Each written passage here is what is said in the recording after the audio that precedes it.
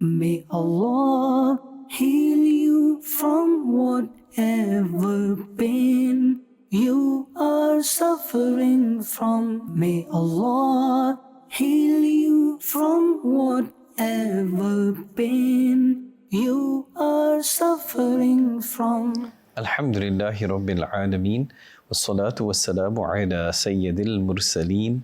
Amma ba'd. Fa'a'udhu billahi minash shaitanir rajim. Bismillahir Rahmanir Rahim. Assalatu wassalamu alayka ya Rasulullah. Wa ala alika wa ashabika ya Habiballah. Assalatu wassalamu alayka ya Nabiyallah. Wa ala alika wa ashabika ya Nurallah. Well, dear viewers and listeners of Madani Channel, welcome to another episode on the Silsila Spiritual Cures. And here we try to advise through Madani Pearls. We try to provide some kind of awrad, invocations, wada'if, primarily from the research of Amir al-Sunnah Damat Barakatumul Aliyah on diverse issues that the Ummah is facing. Whether it's financial, whether it's medical, physical, psychological, emotional, even spiritual as well. Let's remember the beautiful hadith, Niyatul Mu'mini khayrum min amalihi. The intention of a believer is better than his action. Let's make some good intentions. O Allah Azza wa Jal, I am watching, I am listening to the Silsila of Madani Channel for your pleasure and happiness, for the pleasure of Rasulullah sallallahu ta'ala alayhi wa alihi wa sallam. What I learn, I will try to practice and share with others as well.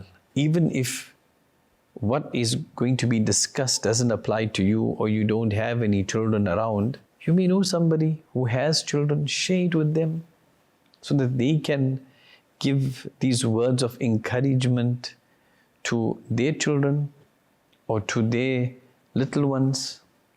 Do it with good intentions, because good intentions will take a person a long way. By making a sincere good intention, already the reward is deposited into your account. Subhanallah. So continue, don't stop making good intentions. There are so many wonderful blessings for reciting salawat, durud-e-pak, salutations upon the final Prophet of Allah Azza wa Jalla, Rasulullah sallallahu alayhi wasallam.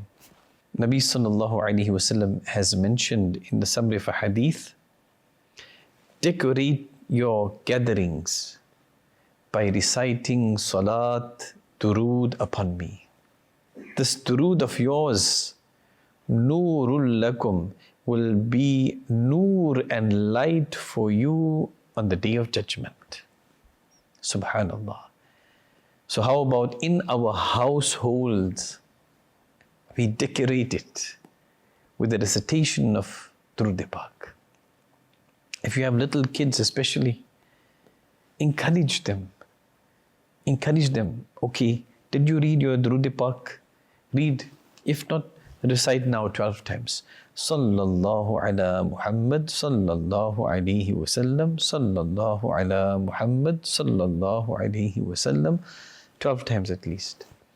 Every day you do this, get them used to it.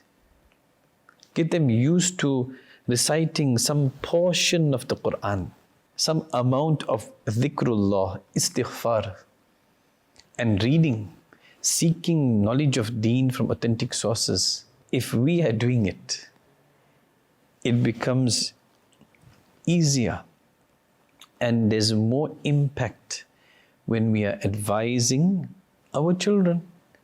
If we are doing it in front of them, that itself is an indirect motivation for them to do the same. Sallu ala al-Habib sallallahu ta'ala ala Muhammad sallallahu alayhi wa sallam. Parents are striving to guide their children in one direction, and the world out there largely is on a different track altogether. Some out there will be directly or indirectly encouraging your child into the opposite direction. Which direction are parents trying to guide their children in? to the obedience of Allah Azza wa Jal and Rasulullah Sallallahu Alaihi Wasallam. Obedience to the commandments of Al-Quran. Obedience to Islamic values and teachings. And we know out there in the world, even in our homes, via the television, via social media, via the internet, largely there's encouragement away from these things. There are diversions and distractions. We get distracted. Our attention gets diverted. And Shaitan, Iblis, the cursed and humiliated one, he uses these opportunities to keep us stuck in wasting away our precious time in useless things, in following this sports team and this actor and this serial, to waste our time. And kids, they see this and they learn. Even little children who don't fully understand, but their minds are registering what they see, what they hear. So be very careful. Don't think, it's just a 1-year-old baby, 2-year-old child, toddler. They may not understand, they may not know. But those words, the things that we are doing and saying, is going to their minds, their little minds, is getting imprinted.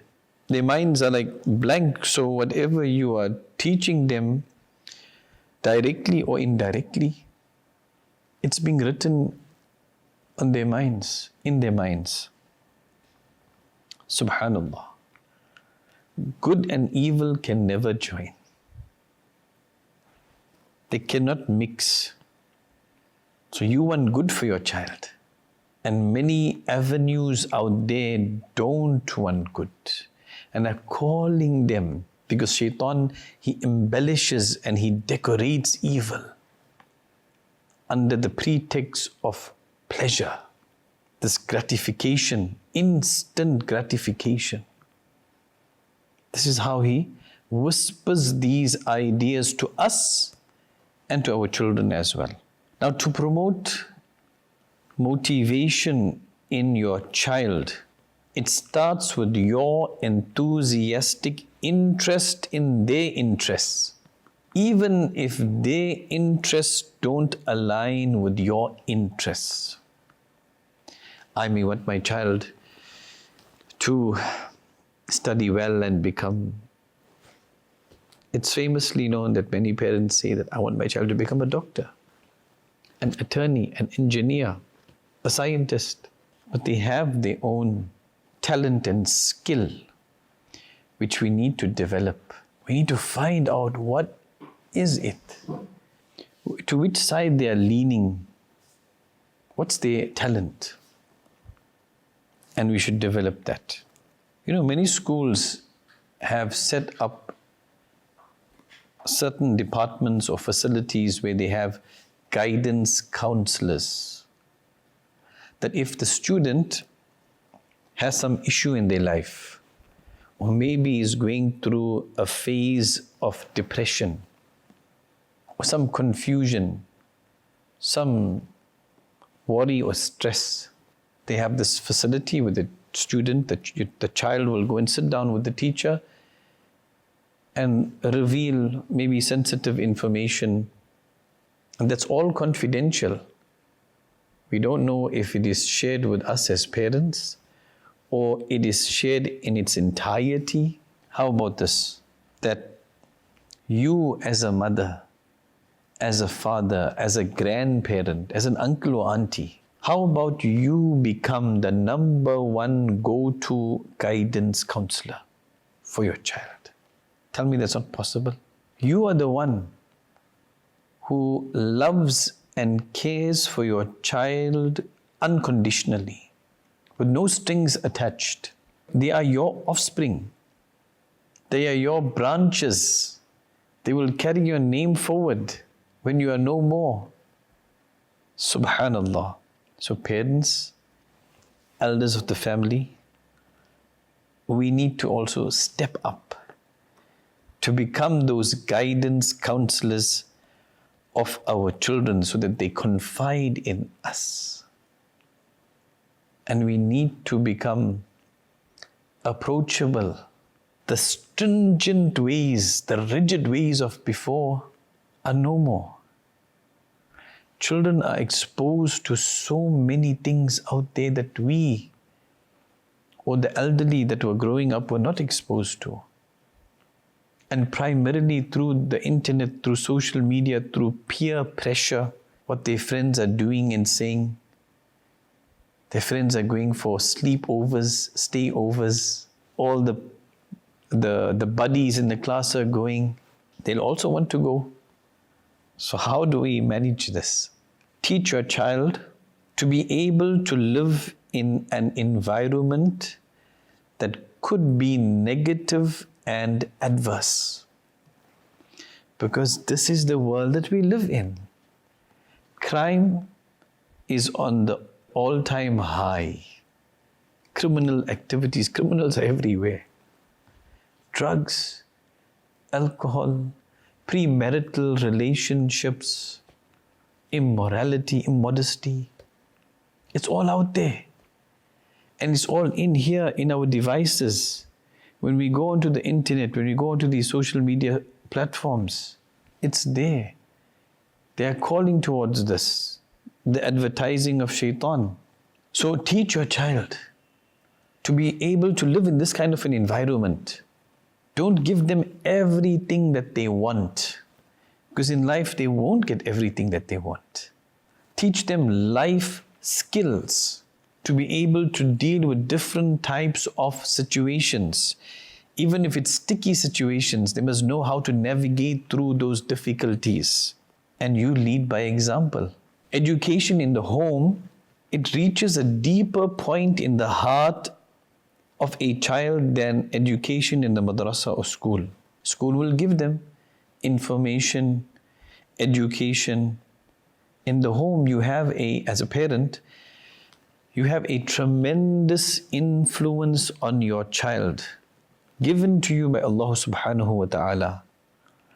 That influence is of that social and emotional touch, that connection that you have with your child, that nobody else really has. So whilst you are able to take advantage of this and plant your seeds in the mind of your child, the seeds of obey Allah and obey the Rasul Azza wa Jalla sallallahu alayhi wa sallam. Plant the seeds of obedience to following the Quran and Islamic law. Plant the seeds of developing their character, good mannerisms, good speech, the Sunnah of Rasulullah sallallahu ta'ala alayhi wa alihi wasallam. You plant those seeds, you don't force, so that they'll do it when you are there and they won't when you are not.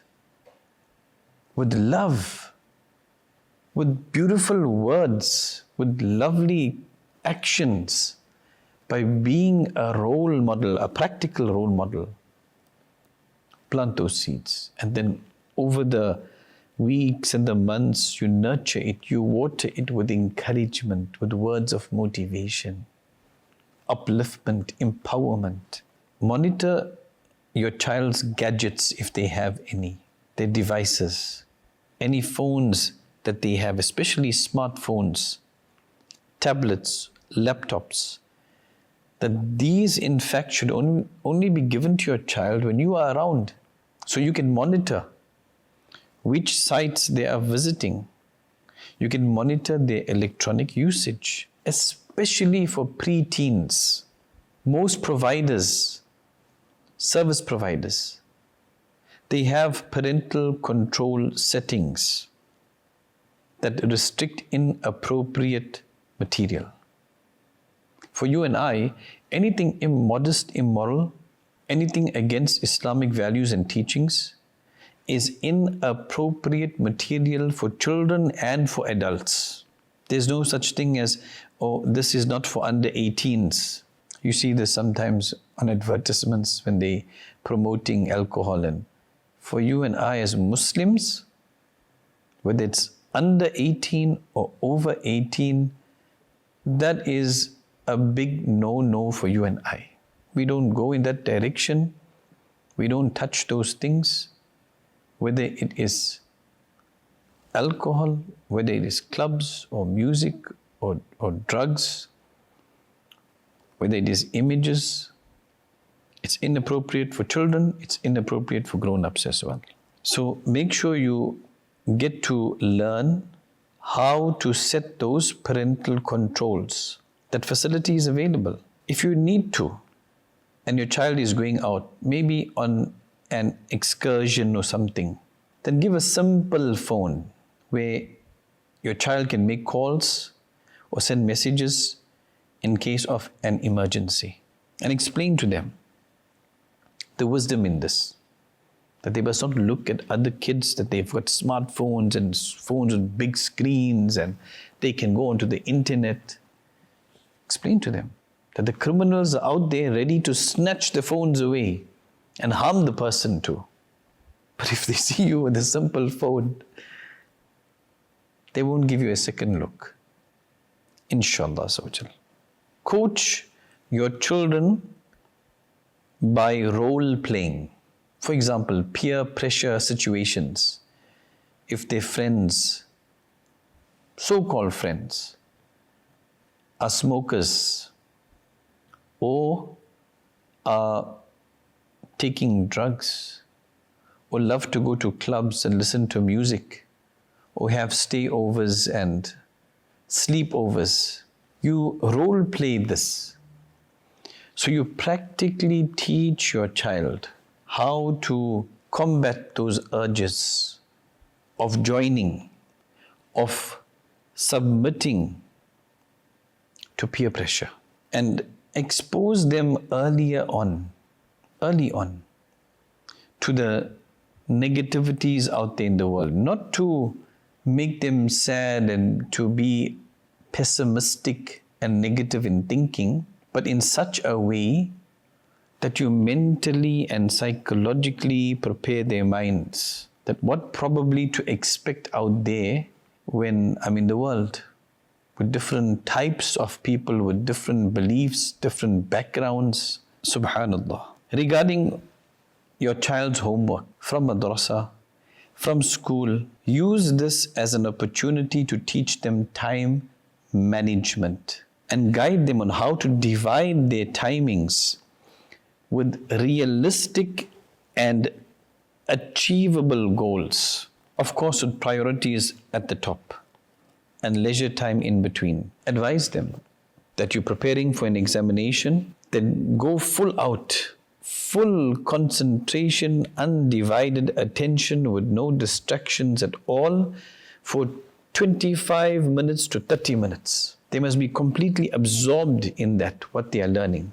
And then take a 5-minute break. Move away from the desk, away from the study material. Just a quick 5-minute break. Maybe they'll want to just go outside, stretch their legs, take in some nice deep breaths, and then come back for another 25-30 minutes, fully absorbed into that material, into those studies. And then again, a quick 5-minute break, and then back 25 to 30 minutes, like this, back and forth. There is a greater effectiveness in their studies compared to studying for 2 to 3 hours straight, non-stop, where mentally they become fatigued. Try to create healthy hobbies and activities for your children. Don't keep them absorbed in their free time, their leisure time with devices. If you need to, keep a time for that, but not too long. Try to take them outdoors. Let them stretch their legs, let them run. Let them behave like children. Let them play with their toys. If you're able to, take them to the park, on a little trail.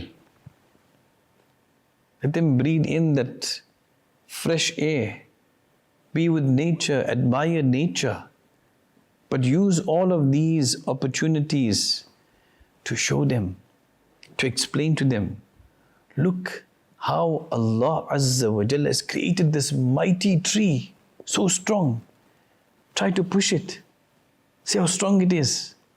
Look at the leaves, pick one up from the floor. Look at the design of this leaf, how Allah subhanahu wa ta'ala has created it. This leaf fell from the tree. Allah Azza wa Jalla is aware of everything, even when this leaf fell down. Every single leaf that falls down, He knows about it. And there are maybe millions of leaves around the world that are falling down. He knows about it. Something that is so important is for the parent to be in constant communication with the teacher or teachers of your child. This will help you also to monitor your child's progress or tackle possible problem areas where they are falling short or they're weak in maybe certain subjects. You can tackle it before they become bigger issues. So attending madrasa or school meetings is very beneficial, not just for your child but for you also, and it shows the teacher that you are concerned with regards to the education of your child.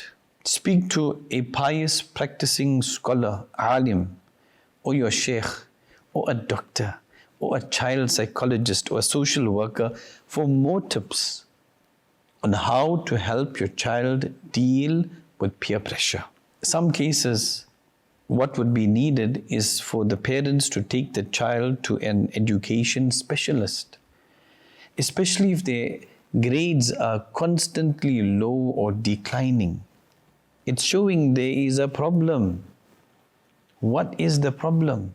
Is it because mentally they are not very quick? Or is there some other emotional or some other social problem? So the root cause will have to be identified. No matter what the grades of your child are, always encourage them. Don't belittle them. Don't put them down. Don't humiliate and disgrace them. Just keep encouraging.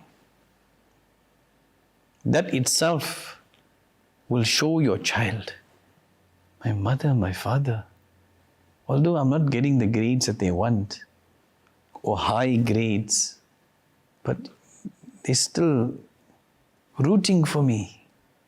They're still supporting me. That moral support is so important. So important. Encourage them to strive for goodness, to strive high, to aim high. Aim for A+, no problem. If they don't get there, maybe they'll get an A or a B. But if they're aiming low and they don't get there, they'll fall lower. So aim for the highest, which is A+. Make their minds.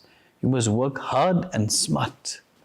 Insha'Allah, you will get good marks, good grades and good results. And whatever results they do get, praise their efforts. Praise their efforts. Don't worry. Maybe another time, you'll get better results. You just keep working hard and smart and you'll get there. Sallu ala al-Habib sallallahu ta'ala ala Muhammad sallallahu ta'ala alayhi wa alihi wa sallam. Subhanallah.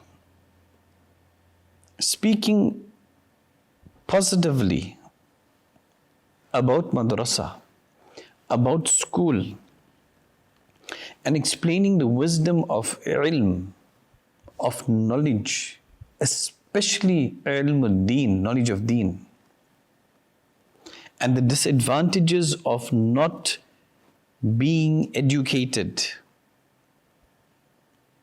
This must be done every now and then. The seed will be planted in your child's mind. For example, if you don't get education, what are you going to do in your life? Are you going to sleep on the streets? Are you going to be jobless? Are you going to be dependent on everybody for a handout? So make their minds regarding the importance of seeking knowledge, especially knowledge of Deen. And plant the seeds wherever you can towards spirituality. And they, yours also, ours also, and our children's establishment of Salah. Attachment to the Quran. Recitation of salawat, dhikr and istighfar. Love of the Nabi sallallahu alaihi wasallam. Love of the Sahaba alayhim ridwan and Ahlul Bayt Athhar. And love for the awliya Allah. These seeds must be planted all the time and watered all the time with constant reminders. With wisdom. The great Imam Shafi'i rahmatullahi ta'ala alayhi, the leader of millions of Shawafi around the world, our master, our leader, has mentioned 4 things increase one's intelligence. To use a miswak sharif, to practice upon your knowledge, to refrain from useless conversations, and to be in the company of pious people. Subhanallah Azza wa Jal. In this environment of Dawat Islami, we find all of these things. Encouragement to use a miswak sharif in nek a'mal, pious deeds. This is one of the points in there. Did you practice the sunnah of the miswak sharif today? Imagine every day you're asking yourself this, every single day you're asking and reminding yourself about this.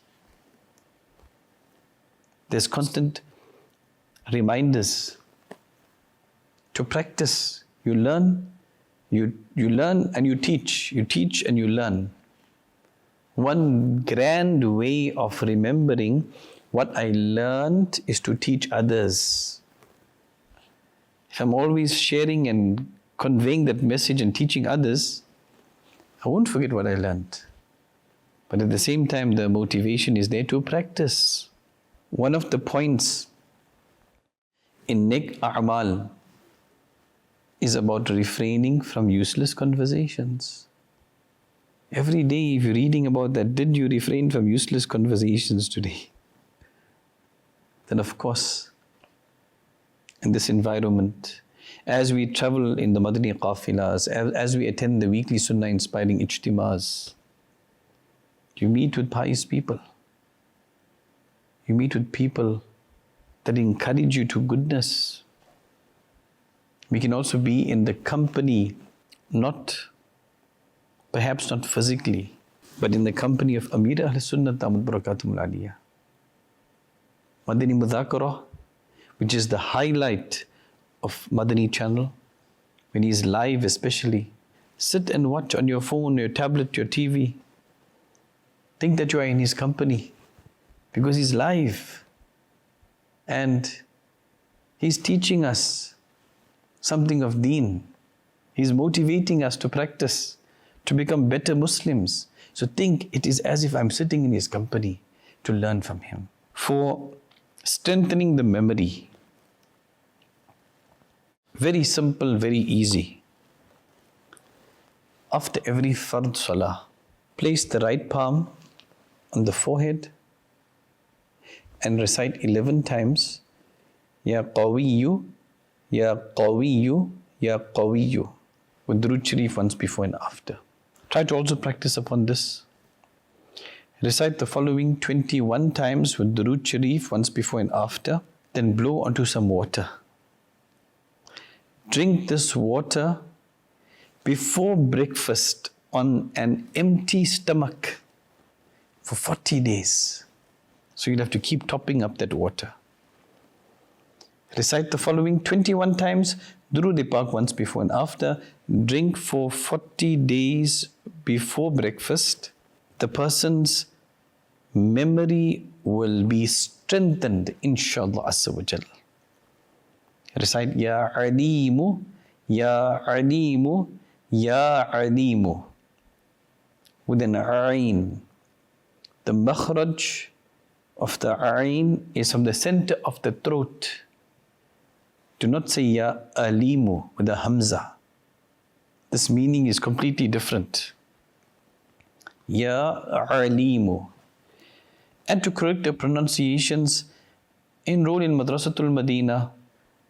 Special classes for grown-ups also are available, even online, to help us correct our pronunciations. Allahu Akbar. For those who are doing hifz, studying to memorize the glorious Quran, they should recite Surah Muddathir.